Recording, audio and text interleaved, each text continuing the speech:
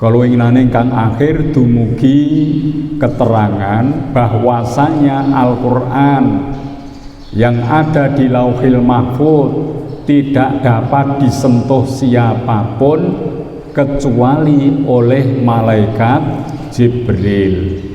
La yamassuhu ilal mutahharun. Teng mriki wonten perbedaan tafsir.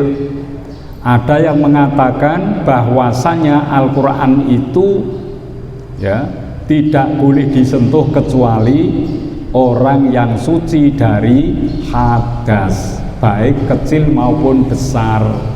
Dados nek kula jenengan membawa Al-Quran harus berwudu, harus suci dari hadas besar. Ini pendapat semua imam madhab seperti itu. Tapi dalam penafsiran ada yang mengatakan bahwa Al-Mutahharun adalah malaikat Jibril. Yang dimaksud Al-Quran yang di Lauhil Mahfuz tidak disentuh oleh siapapun kecuali yang diizinkan Allah, malaikat Jibril. Ngeten nggih? Kita lanjut.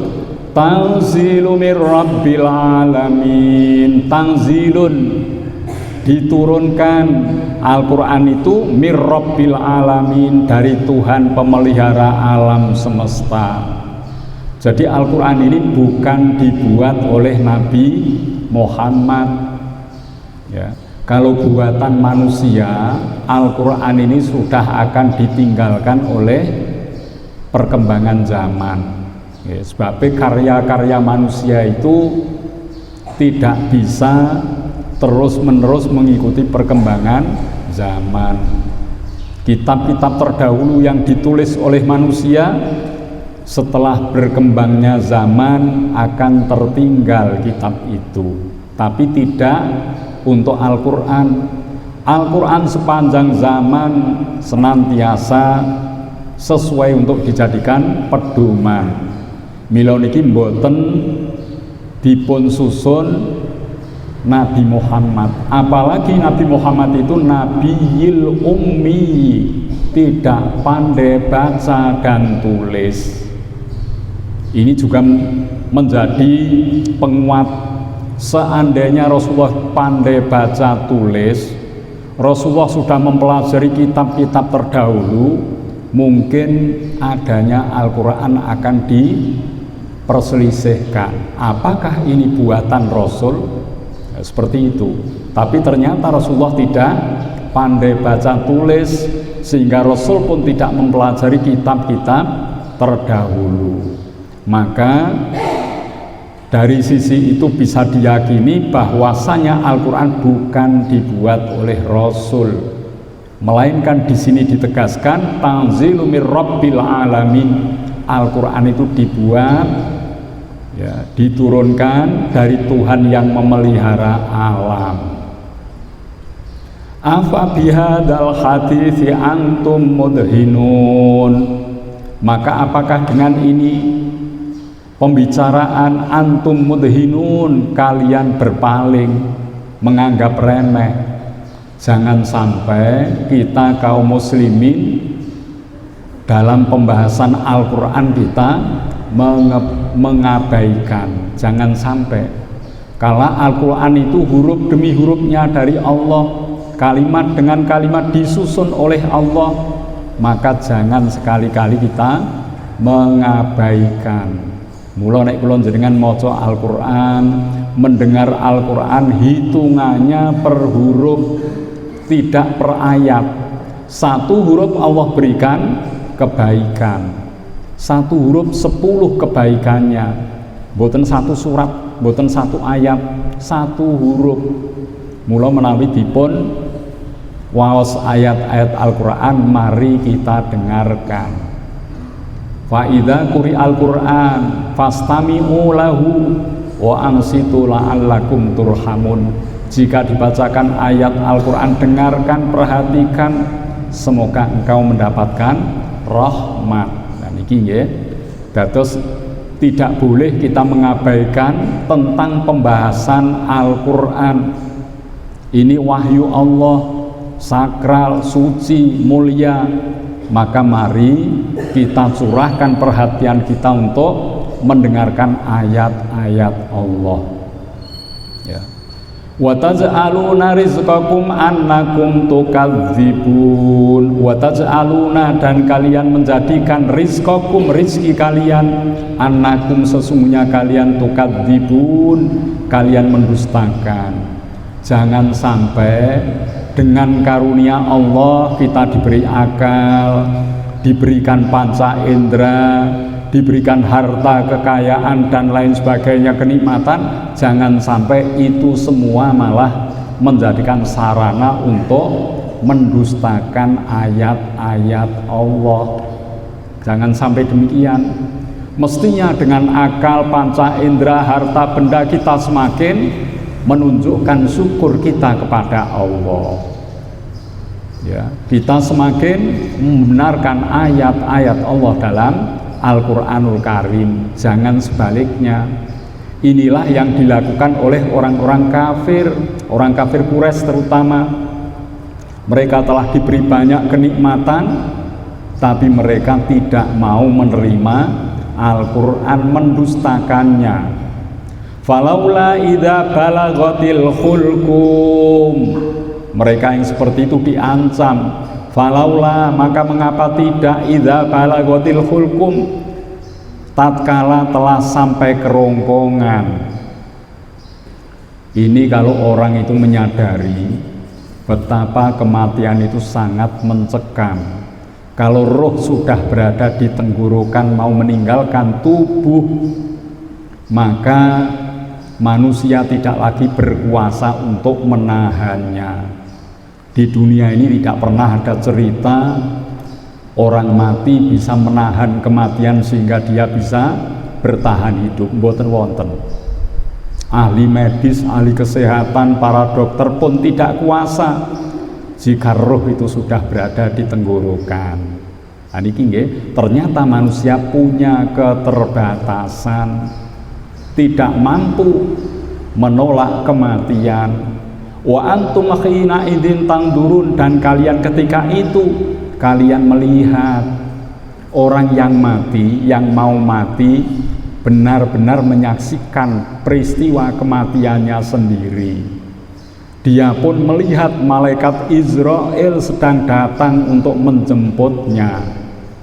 Niki yakin setiap orang meninggal ditemui oleh Israel.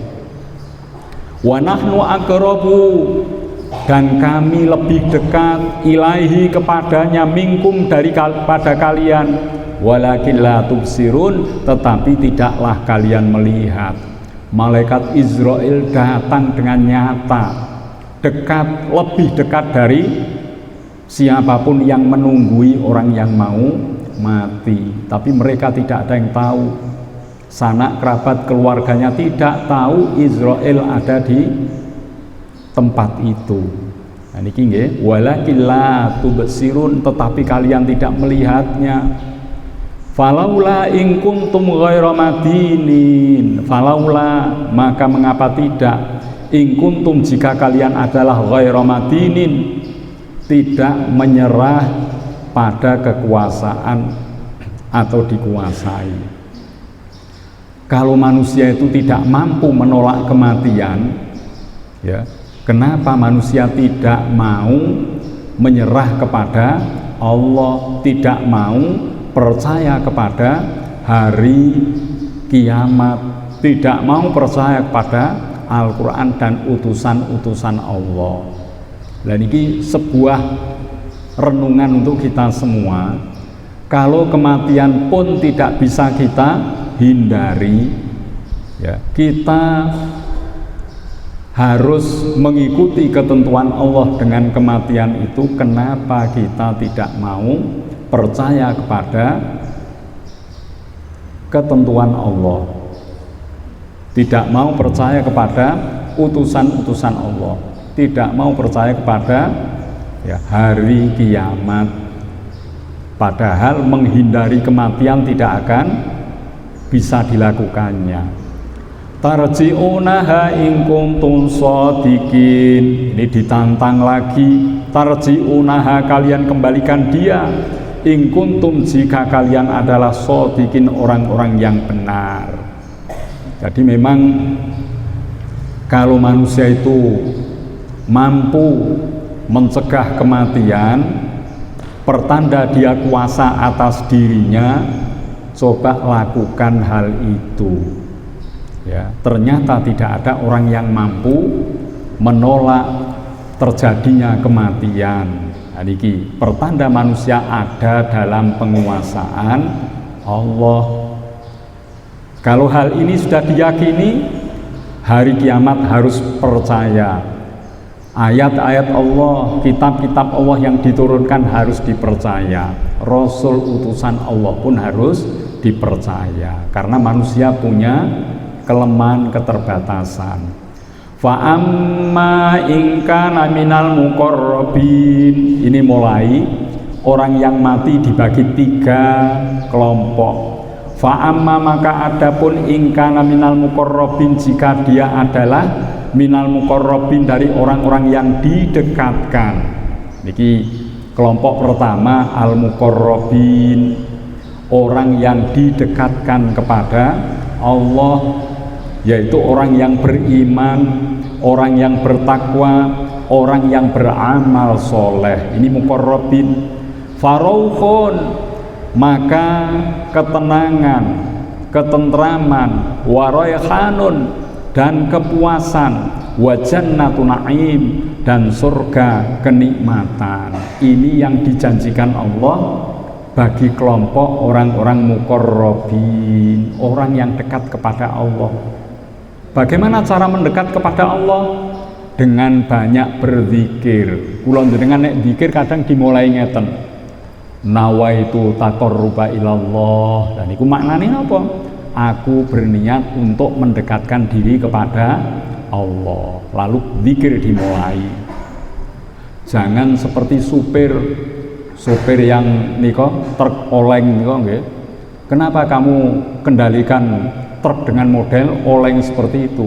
Ini dalam rangka mendekatkan diri kepada Allah.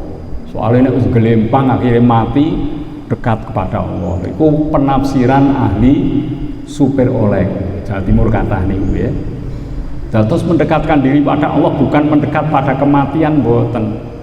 Maksudnya selama kita hidup ini, mari kita pelajari ayat-ayat Allah yang tertulis maupun ayat Allah yang tersebar di alam semesta, supaya kita semakin mantap dan yakin terhadap Allah Subhanahu wa ta'ala. Dengan zikir niat mendekatkan diri pada Allah. Mengunjungi, menjenguk orang sakit, mendekatkan diri pada Allah. Memberi makan orang-orang yang kelaparan, mendekatkan diri kepada Allah. Maka Allah pernah menyampaikan dalam sebuah hadis qudsi, ya, aku sakit, kenapa engkau tidak menjengukku? Bagaimana engkau sakit, wahai Allah, padahal engkau adalah penguasa alam semesta. Diberi penjelasan, kalau engkau jenguk, engkau tengok orang yang sakit, maka disitulah engkau akan menemuiku. Berarti menjenguk orang sakit itu pahalanya besar sebagai sarana mendekatkan diri kepada Allah. Dan niku nggih, dados niki monggo kula panjenengan berusaha untuk menjadi kelompok yang terbaik, al-muqarrabin, orang-orang yang senantiasa dekat kepada Allah. Ini akan diberikan ketenangan, ketentraman, surga dengan segala kenikmatannya. Nomor setunggal nggih. Wa amma in kana min ashabil yamin, wa amma, dan adapun in kana, jika dia adalah min ashabil yamin, dari golongan kanan. Nika wau sing VIP nika wau nggih. Nomor setunggal al-muqarrabin, nomor kalih menika ashabil yamin, kelompok kanan. Siapa mereka ini? Kelompok kanan itu orang-orang yang baik amalnya, yang berat timbangan kebaikannya daripada kejelekannya, dan mereka nanti akan menerima kitab catatan dengan tangan kanan. Mula dipunwastani ashabil yamin, kelompok kanan. Ya. kula jenengan nek mboten saged dados al-muqarrabin, paling tidak kita berada di ashabil yamin. Mula monggo kita ngatai amal ingkang sae. Sing paling gampang ngaji ngeten iki, ngaji sepele, kita datang duduk mendengarkan belajar bersama. Tapi semacam ini dicintai oleh Allah, semacam ini dibanggakan oleh Allah, dan pahalanya sangat besar karena yang dikaji Al-Qur'an. Pun wong salwangsul kula aturake sebuah hadis, Pak, kalau ada suatu kelompok jamaah ya teluna Al-Qur'ana, membaca Al-Qur'an, mempelajari Al-Qur'an ya di suatu masjid, maka Allah akan turunkan ketenangan, akan diberikan hujannya rahmat Allah ya, akan dinaungi malaikat dan akan diviralkan nama-namanya. Iki paling gampang ngaji ngeten iki nggih. Tapi syaratnya ingkang dikaji Al-Qur'an niku mulia, mboten wonten tandingane ya. Mula niki minangka napa kegiatan kula jenengan merupakan aset yang kita kumpulkan untuk menjadi ashabul yamin. Dan niki nggih, mula niki ampun ditilar jamaah niki nggih. Mugi-mugi saged istiqomah saterasipun. Niki napa ingkang diperoleh ashabul yamin? Fasalamun laka, maka keselamatan laka bagi kamu, min ashabil yamin, dari golongan kanan. Golongan kanan golongan yang selamat, selamat dari murka Allah, selamat dari siksaan Al-Qur'an. Mugi-mugi niki kula jenengan paling boten nggih syukur saged al-muqarrabin, kantun perjuangane kula panjenengan ya. Niki nomor kalih. Lajeng nomor 3, setelah kematian itu ada 3 niki. Kula jenengan nderek kelompok pundi sesuai dengan keberadaan kita masing-masing. Kelompok nomor 3, wa amma in kana minal mukadzibinadh dhallin. Kalau mau dzallin niki nggih dipanjangkan dulu baru masuk. Jangan masuk dulu baru panjang. Dolin ampun ngoten nggih. Panjang dulu baru masuk. Mukadzibinadh dhallin. Nah niki nggih. Wa amma, dan adapun ingkana, jika dia adalah minal mukadzibin, termasuk orang-orang yang mendustakan Allah, mendustakan hari kiamat, mendustakan utusan Allah, mendustakan kitab-kitab Allah. Sekawan niki nek wonten tiyang sing kados ngeten, percaya kalih Gusti Allah tapi mboten kersa ibadah, percaya kepada Rasulullah tapi tidak mengikuti jejak langkahnya, percaya kepada Al-Qur'an tapi tak pernah belajar pada Al-Qur'an, percaya hari akhir tapi tidak mempersiapkan kehidupan hari akhir. Nek tiang kados ngoten, itu namanya orang yang mendustakan. Abdolin, mereka itu orang-orang yang sesat.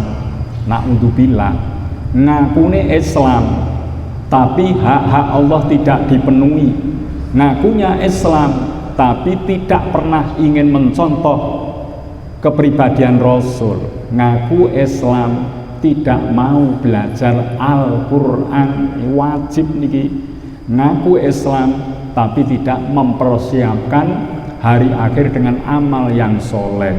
Orang itu disebut al-mukadzibinadh dhallin. Mereka telah mengingkari Al-Qur'an, mengingkari Allah, Rasul, dan hari akhir. Fanuzulun min hamim, ya, apa yang dia dapatkan? Fanuzulun, maka hidangan, min hamim, dari air panas mendidih. Di akhirat nanti setelah kematian itu, orang-orang yang mendustakan kebenaran, orang-orang yang sesat akan mendapatkan hidangan air yang panas mendidih. Niki nggih. Ya.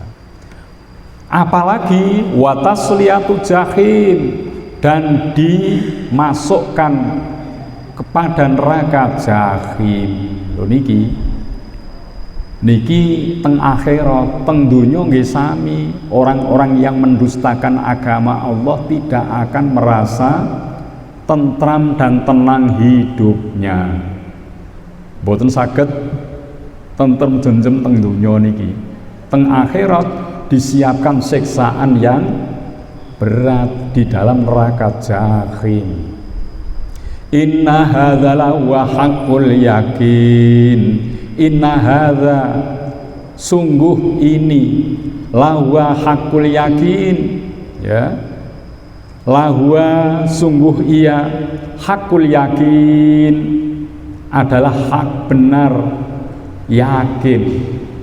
Dados napa ingkang dipun dawuhke Allah teng surat Al-Waqiah, tema sentralnya adalah hari kiamat itu pasti terjadi dan yakin, tak perlu diragukan. Apa yang disampaikan tentang kebenaran Al-Quran, ya, tentang diutusnya Rasul, ini sesuatu kebenaran yang tidak perlu diragukan. Kula jenengan kudu yakin niku. Sehingga kesimpulannya napa sedaya menika sampun yakin, fasabbih bismi rabbikal azim, maka bertasbihlah dengan nama Tuhan kamu al-azim yang maha besar. Lah niki wujude kula jenengan yakin kudu ngatai tasbih. Subhanallah, subhanallah, subhanallah, subhanallah wa bihamdihi, subhanallahil azim, dan macam-macam tasbih yang lain. Agungkan Allah, ya, sucikan Allah, pujilah Allah atas kebenaran semua yang disampaikan. Niki penghujung dari surat Al-Waqiah. Niki dianjurkan untuk dibaca meskipun hadisnya itu dhaif, tapi nek kula jenengan rutin membaca ayat ini akan teguh keyakinan kita kepada hari kiamat itu pasti terjadi. Akan teguh keyakinan bahwa Rasulullah adalah utusannya.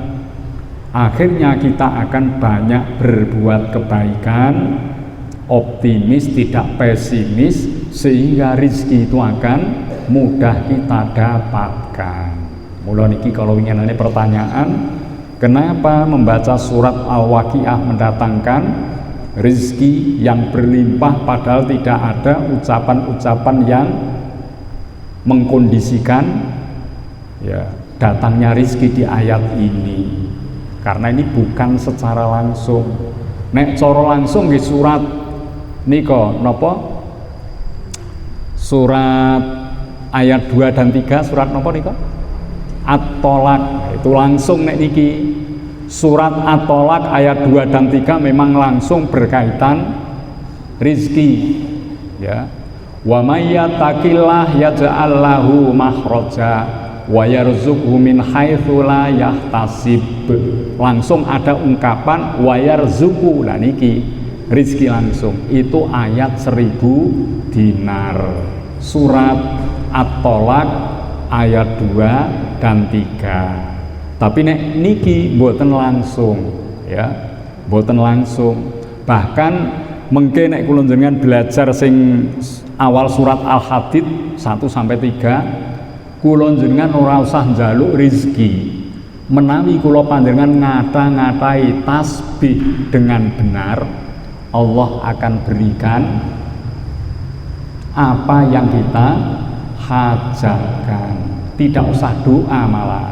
Ini zikir yang halus nanti ke. Kadospun cekap rumiyin.